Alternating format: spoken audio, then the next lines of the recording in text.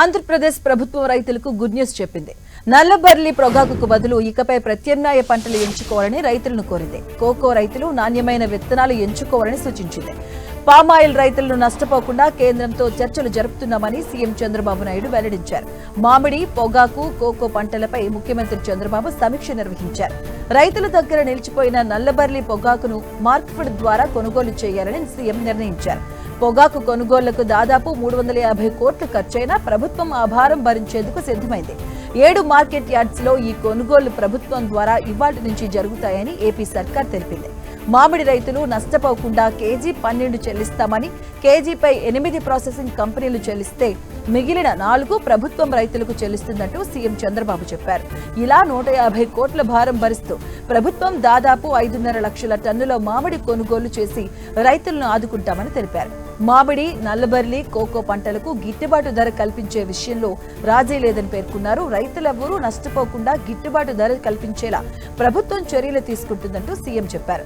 నల్లబర్లి అధిక దిగుబడి రావడంతో కంపెనీలు కొనుగోలుకు ముందుకు రాలేదని, ఇప్పటి వరకు 85 మిలియన్ కేజీల పొగాకులో 25 మిలియన్ కేజీల పొగాకు కొనుగోలు మాత్రమే జరిగాయని తెలిపారు. ప్రభుత్వ ఉద్యోగులకు గుడ్ న్యూస్ చెప్పింది తెలంగాణ ప్రభుత్వం. ఉద్యోగుల మొత్తం 57 డిమాండ్స్ పై సానుకూలంగా స్పందించింది. ఇక ఉద్యోగులకు 2 డిఏలు ఇవ్వాలని నిర్ణయించింది. ప్రస్తుతానికి ఒక కరువు భత్యం ఇవ్వనుండగా 6 నెలల తర్వాత మరో డిఏ ఇవ్వబోతున్నట్లుగా ఉప ముఖ్యమంత్రి బట్టి విక్రమార్క ప్రకటించారు.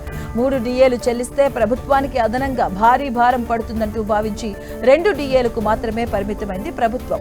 ఉద్యోగులకు చెల్లించాల్సినటువంటి పెండింగ్ బిల్లులను ఇకపై ప్రతి నెల క్రమ పద్ధతిలో చెల్లించాలని నిర్ణయించింది. ప్రతి నెల 700 కోట్లకు తగ్గకుండా బిల్లులు చెల్లించబోతుంది. ఉద్యోగుల హెల్త్ కార్డులకు సంబంధించి మంత్రివర్గం కీలక నిర్ణయం తీసుకుంది. ఉద్యోగి సంఘాల అభ్యర్థన మేరకు సీఎస్ ఆధ్వర్యంలో హెల్త్ కేర్ ట్రస్ట్ ఏర్పాటు చేయాలని నిర్ణయించింది.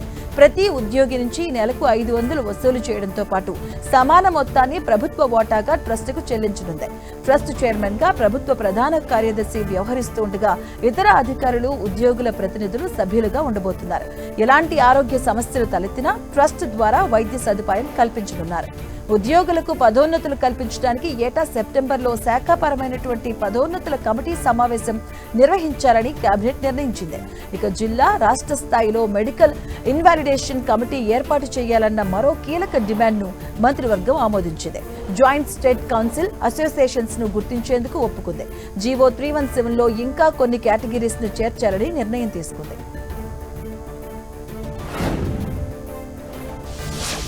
ఉద్యోగులకు employees provident fund good news చెప్పింది. ఈఎల్ఐ పథకం కింద ప్రయోజనాలను పొందడానికి గడువును పొడిగిస్తున్నట్లుగా ప్రకటించింది.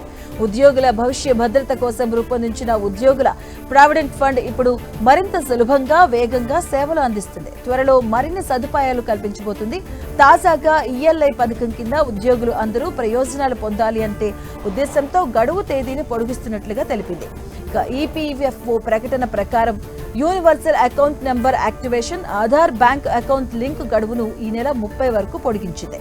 ఎంప్లాయ్మెంట్ లింక్డ్ ఇన్సెన్సివ్ పథకం కింద యూనివర్సల్ అకౌంట్ నెంబర్ యాక్టివేట్ చేయడానికి, బ్యాంక్ ఖాతాను ఆధార్తో లింకు చేయడానికి ఈపీఎఫ్ఓ మరోసారి చివరి తేదీని పొడిగించింది. ఈఎల్ఐ పథకం కింద ఉద్యోగులు ప్రయోజనాలను పొందడానికి యూఏఎన్ యాక్టివేషన్, బ్యాంక్ ఖాతాను ఆధార్తో సిన్నింగ్ చేయడానికి ఈ నెల లాస్ట్ డేట్ వరకు ఛాన్స్ ఇచ్చింది. ఇక ఇంతకు ముందు చివరి తేదీ మే 31గా ఉండేది.